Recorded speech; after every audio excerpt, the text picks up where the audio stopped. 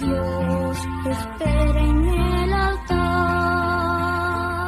Es trigo de nuestros campos, racimos de nuestras viñas.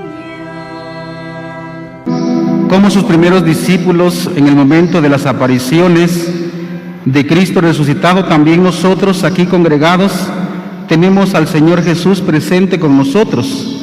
Avivemos la fe en su presencia, ya que estamos reunidos en su nombre en este domingo de la octava de Pascua, también desde Juan Pablo II, domingo de la Divina Misericordia. Lectura del libro de los Hechos de los Apóstoles. La multitud de los que habían creído tenía un solo corazón y una sola alma. Todo lo poseían en común y nadie consideraba suyo nada de lo que tenían.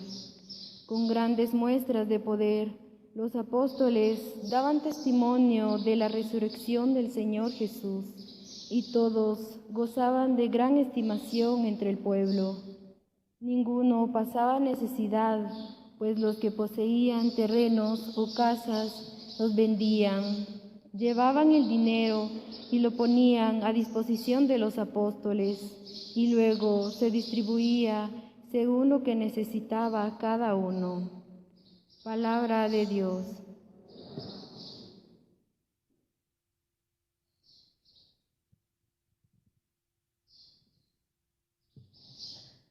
Dad gracias al Señor, porque es bueno, porque es eterna su misericordia. Dad gracias al Señor, porque es bueno, porque es eterna su misericordia. Diga la casa de Israel, eterna es su misericordia. Diga la casa de Aarón, eterna es su misericordia. Digan los fieles del Señor, eterna es su misericordia.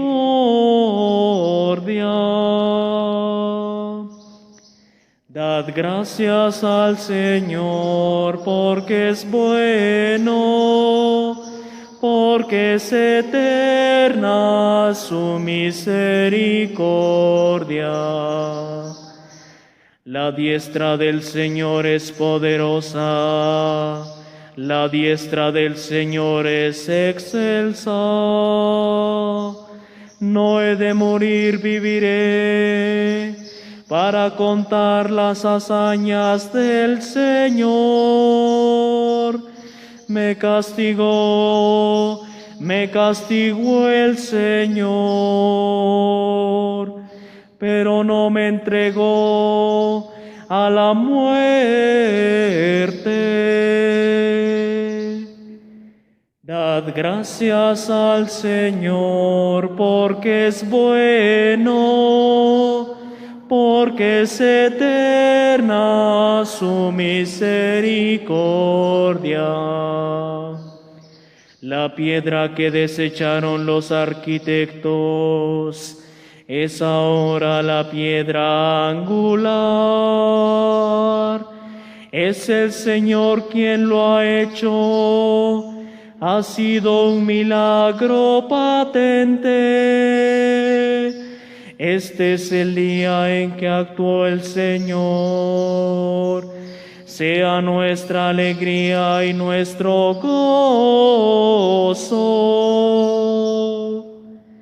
Dad gracias al Señor, porque es bueno, porque es eterna su misericordia.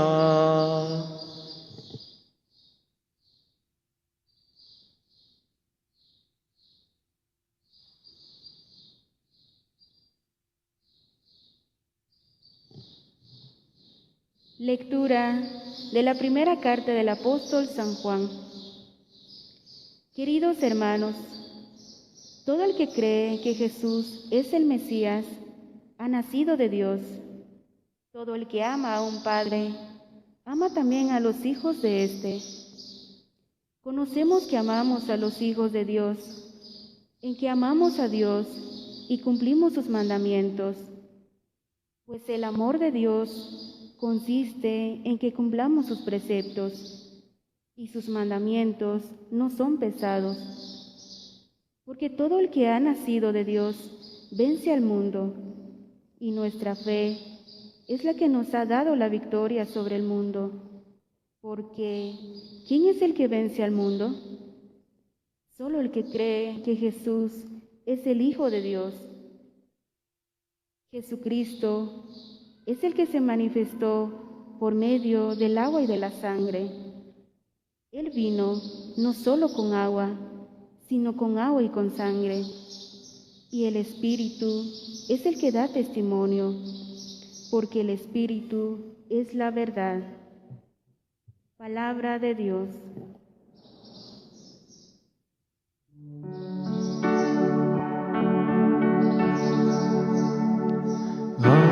Aleluya, aleluya, aleluya, aleluya, aleluya, aleluya, aleluya, aleluya, aleluya. El Señor esté con ustedes. Del Santo Evangelio según San Juan.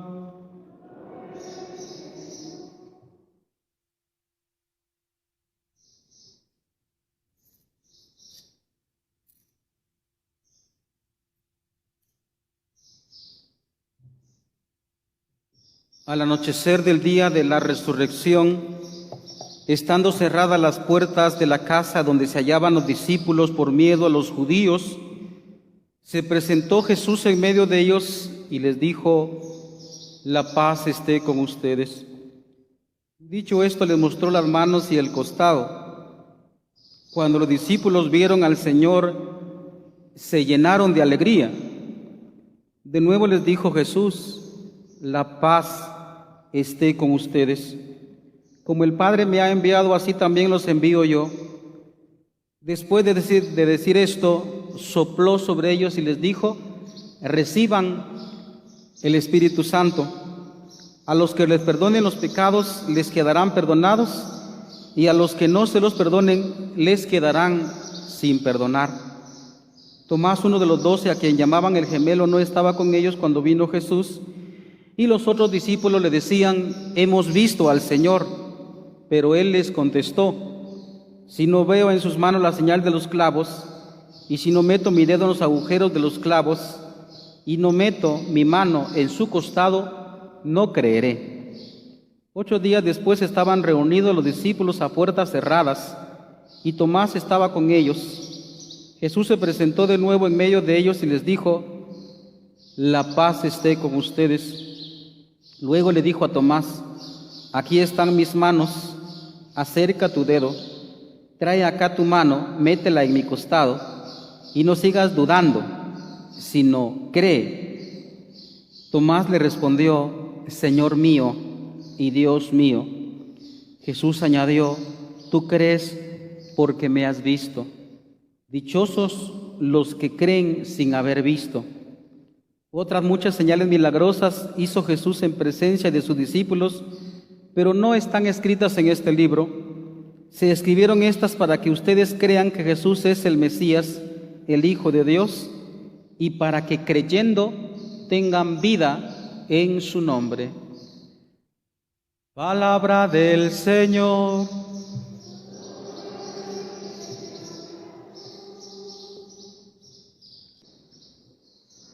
Hermanos, hoy estamos terminando lo que conocemos como la octava de Pascua, y en estos días físicos y temporales que hemos pasado, pero litúrgicamente un solo día, es decir, de domingo a hoy, hemos contemplado en las lecturas del Evangelio como las de la primera lectura, varias apariciones de Jesús vivo. Hoy contemplamos 2 apariciones. ¿Cuántas apariciones? 2 apariciones. También aparece en las primeras lecturas, como también en prácticamente toda la Pascua, de que dicen los apóstoles, los discípulos y toda la gente que vieron a Jesús, dice, somos testigos. Y Jesús también les dice, son testigos. Esto es lo que envuelve prácticamente toda la Pascua. Hoy contemplamos este pasaje bellísimo. Podemos decir una cantidad de cosas bastante grande, pero no podemos estirar la homilía demasiado. Vamos a poner el énfasis en algunos aspectos.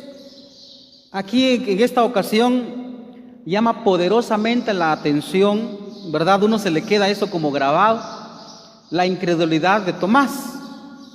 Y muchos padrecitos y muchos sacerdotes y muchos predicadores se van siempre por esa línea, no la incredulidad de Tomás, pero hoy no vamos a tocar ese aspecto, sino vamos a ver otros aspectos que también son bellos.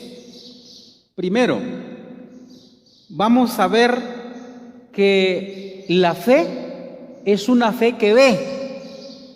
Nuestra fe, hermanos, no es una cuestión de teorías, no es una cuestión de ideologías, no es una cuestión de fábulas, de mitos o de leyendas. Decía Fernando Casanova, ese es lo bello de nuestra fe, porque nuestra fe es una fe real, es una fe que se acentúa en la realidad. Nuestra fe es una fe que ve. No echemos la culpa a Tomás de que es incrédulo. Él tiene mucha razón. ¿Acaso no muchos de ustedes, acaso no piden escuchar a Dios? Todos queremos ver a Jesús, como le decían también los griegos. ¿Recuerda usted las lecturas de el penúltimo domingo de Cuaresma? Queremos ver a Jesús. Y eso porque nosotros, especialmente Tomás, él es metódico, él es objetivo y él quiere ver. Eso significa, hermanos, que está en contradicción con lo que Jesús dice, dichosos los que sin ver creen. Por supuesto que no. ¿Por qué? Porque dice Jesús a los apóstoles, así como el Padre me envió a mí, yo los envío a ustedes. Entonces, los encargados de transparentar al mismísimo Jesús indignamente, y eso tenemos nosotros la grave responsabilidad como ministros, es que ustedes vean a Jesús mismo, a la misericordia del Padre en el sacerdote. Eso es impresionante y vamos a explicarlo por qué, ¿verdad? Pero también tenemos que tener en cuenta aquellas palabras, hermanos, del mismo Jesucristo cuando dice en Mateo 28:20, dice él, yo estaré con ustedes todos los días hasta que el mundo se termine. ¿Cómo dice? Y el que tiene fe en Cristo cree que así es. Como dice el ángel a la Virgen Santísima en Lucas 1:26, le dice, para Dios nada es imposible. Por consiguiente, es bien fácil para Cristo irse, pero quedarse. En primer lugar, uno lo puede señalar. Ahí está Jesús en la Eucaristía. Lo podemos comer, como él mismo dijo en Juan 6. Pero segundo, dice la Sacrosanctum Concilium número 7, cuando el sacerdote predica, es Cristo el que predica. Cuando el sacerdote bautiza, es Cristo el que bautiza. Cuando el sacerdote perdona, es Cristo el que perdona. ¿No le parece bello eso? Amén. Eso es hermoso. Veamos otro aspecto. Vimos el número 1. Precisamente en eso consiste ver. uno ve a Cristo. El pobre hermano protestante que es cristiano pero no es católico, no tiene manera de señalar a Cristo. Él solo puede argumentar, y puede ser cierto, pero no puede señalar, ahí está Jesús, no lo puede, porque ellos no creen en la Eucaristía. Nosotros, bendito Dios, sí, bendito Dios. Como decían pues toda aquella gente que rodeaba al cura de Ars, hemos visto a Dios en un sacerdote, decían la gente que conocían al cura de Ars, San Juan María Vianney. Entonces nuestra fe se basa en una fe que ve, y me refiero a los ojos físicos, no me refiero, como dicen ahí también lastimosamente los hermanos protestantes, incluso en la misma iglesia. No, es que Dios se me apareció en un sueño o en una visión. Eso se terminó en el pasado, eso ya no existe. Así lo dice la carta a los Hebreos, capítulo número 1. Vea y léalo. Y me refiero a los ojos corporales. Hemos visto su gloria, dice San Juan. Hemos visto su gloria. Los ojos del cristiano ven. Nuestra fe es una fe que ve a Jesús. Espero que usted lo vea. Si no lo ve, es por lo que voy a contar a continuación. Jesucristo aquí en este pasaje de la Escritura, un pequeño párrafo vamos a ver, de 22 versículos, capítulo 20 de San Juan, nos repite 3 veces: la paz esté con ustedes. ¿Cómo dice?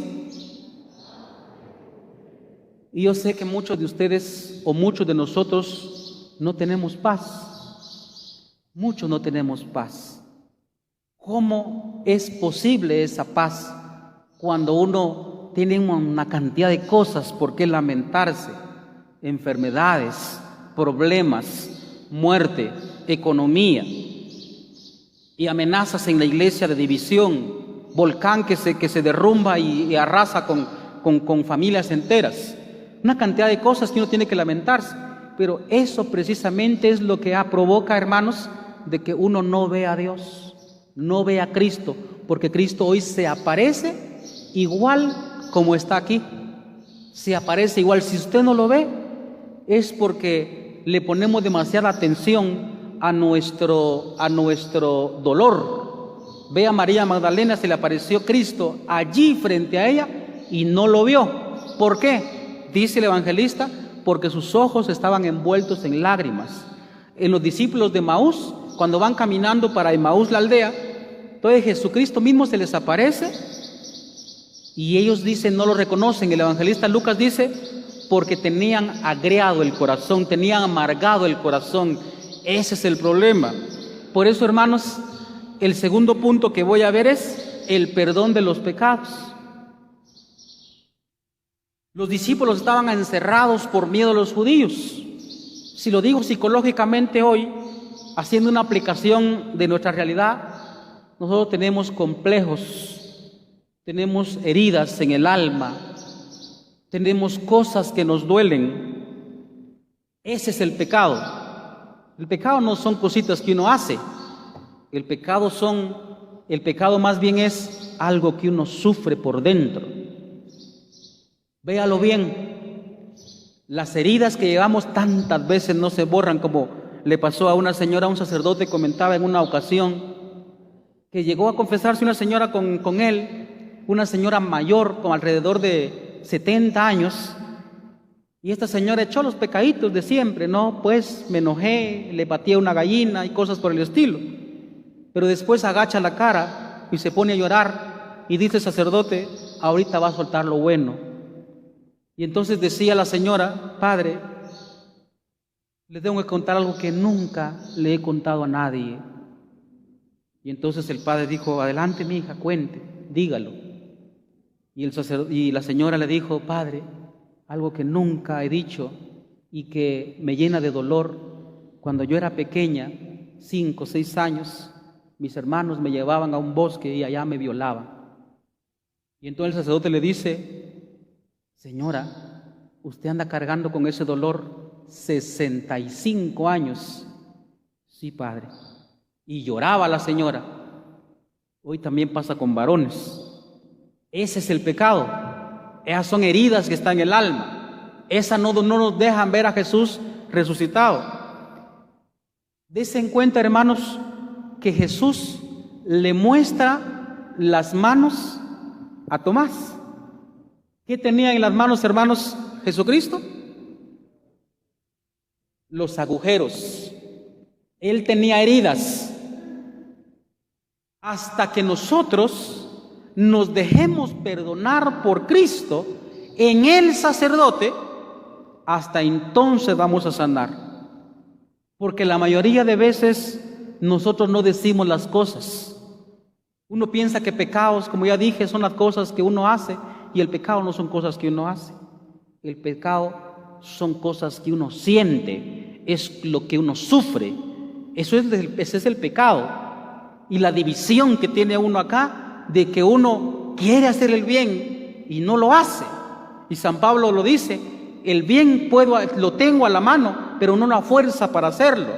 Y San Agustín agrega a esa expresión de San Pablo, y soy un desgraciado porque es que aquí estoy y quiero hacer el bien y no puedo. Ese es el pecado, y eso es lo que hay que decir. Al sacerdote se le dice eso, pero no es al sacerdote, sino es a Cristo en el sacerdote. Cuando usted crea en esto, entonces, hermanos, las heridas van a estar ahí, pero van a ser asumidas por Cristo. Por eso dice San Pedro, como también lo dice Isaías y lo repite Pedro, sus heridas nos han curado. Cristo tiene heridas, por eso es que se hizo Él humano, para asumir nuestro dolor. Y si nosotros les confesamos a Cristo en el sacerdote las cosas que cargamos, es cuando nuestra alma sana y cuando nuestras heridas también empiezan a cicatrizar. Pongámoslo ahorita en psicológico. ¿Acaso usted cree que por gusto Cristo inventó la confesión? Yo espero que usted no se trague los cuentos que dice ahí los hermanos no católicos y también lo que dice el mundo. Si usted piensa, ¿por qué le voy a confesar mis pecados a un hombre pecador? Si el sacerdote también hasta peor debe ser. Eso lo dice el mundo, lo dicen los protestantes. Pero a Cristo no le interesa el error de Pedro. Le dice, a quienes perdonen los pecados ustedes, les quedarán perdonados. No le importa a Cristo eso. Pero digo de manera psicológica, ¿verdad? Dice un fraile, si usted no cree en la confesión, entonces si usted no cree en la confesión, por lo menos confiésese por salud. ¿Qué es lo que hace una persona cuando va al psicólogo, a la psicóloga? Decir las cosas que tiene por dentro. ¿Ven? Si el hombre mismo lo busca, aunque no cree, no por nada lo dejó Jesucristo. Es entonces cuando vamos a tener, hermanos, la paz. Para concluir, quisiera comentarles de que yo como sacerdote, o el sacerdote, tiene experiencias muy hermosas y que puede dar testimonio de eso. Yo apenas llevo 5 años de sacerdote, es muy poco, apenas estoy en pañales. Y en las miles de personas que he atendido en la confesión, 4 son las que tengo en la mente de que han aprovechado la confesión con absoluta radicalidad y con toda la calidad que tiene la confesión y todo el poder que tiene la confesión, como decía la oración de colecta. La oración de colecta decía lo siguiente: Dios de eterna misericordia, que reanima la fe de este pueblo a ti consagrado con la celebración anual de las fiestas pascuales, aumenta en nosotros los dones de tu gracia para que comprendamos mejor la excelencia del bautismo que nos ha purificado, la grandeza del Espíritu que nos ha regenerado. Yo he visto regenerarse a 4 personas con una sola confesión. Yo lo he visto y puedo dar testimonio de que tiene un tremendo poder la confesión cuando uno dice las cosas que tiene en el alma. Psicología o psicólogo viene de psique, que significa alma. Al mismo tiempo la gente dice que no cree en la confesión, pero yo le garantizo que un protestante va al psicólogo. Los ateos que dicen que no creen van con la sajorina o con el sajorín para que le lea las cartas y le anuncie el futuro. Uno cree en cualquier tontería menos en lo que Dios dice. y lo que Dios dice nos puede sanar el alma. No les voy a mencionar nombres ni pecados, pero sí les garantizo de que este hombre que está aquí enfrente de ustedes ha visto regenerarse vidas con una sola confesión. Pero depende si usted cree realmente en eso, porque la mayoría de nosotros nos confesamos sin estar arrepentidos, sin el propósito de enmienda, y en ese caso, por más que tenga un tremendo poder la confesión, uno no aprovecha las gracias que vienen ahí. Por último, hermanos, recordemos que el Señor le dice: como el Padre me envió, así los envío yo. Levánteme la mano el que está bautizado. Entonces usted es enviado. Por favor, quítese de la mente, quítese del esquema mental católico de que solo el Padre tiene que hablar, que solo el Padre tiene que predicar, o solo la monjita, o solo el catequista. Media vez uno es bautizado, usted, hermano, es enviado y enviada a predicar. Esta es la gran respuesta de la duda de la mayoría de ustedes. Muchos preguntan: Padre, ¿qué hago? Mi fe siento que está muy chiquita, mi fe siento que se me acaba. ¿Qué hago, Padre, para que crezca?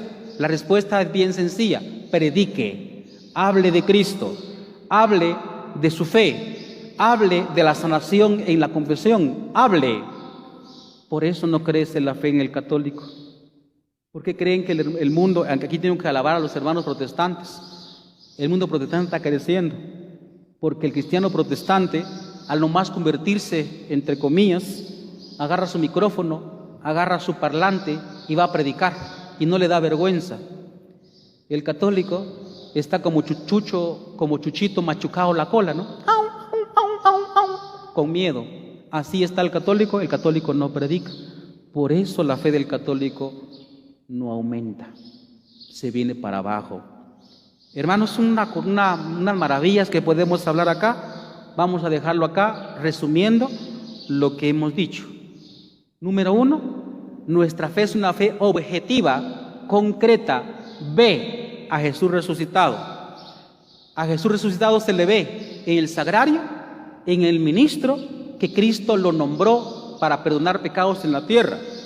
Las heridas que tenemos van sanando cuando uno realmente confiesa con mucha fe en que Cristo me puede perdonar y en que Él sana mis heridas, porque Él tiene las heridas en su propio cuerpo. Y tercero, Jesucristo nos envía a todos también a predicar el Evangelio. No es una fe hermética, esotérica, es exotérica para afuera. Hay que hablar, hay que decir, hay que anunciar. Lleven esta buena noticia a las gentes, dice Jesucristo. Prediquemos. Es entonces cuando nuestra vida se va a explayar, nuestra vida va a florecer, nuestra vida se va a desarrollar maravillosamente. Pero depende de usted. Dios puede ser poderoso, pero si usted no quiere, no puede hacer nada a Cristo. Pidámosle al Señor que nos dé una fe impresionante, así como le dice a Tomás: no dudes, sino cree. Cree. Amén.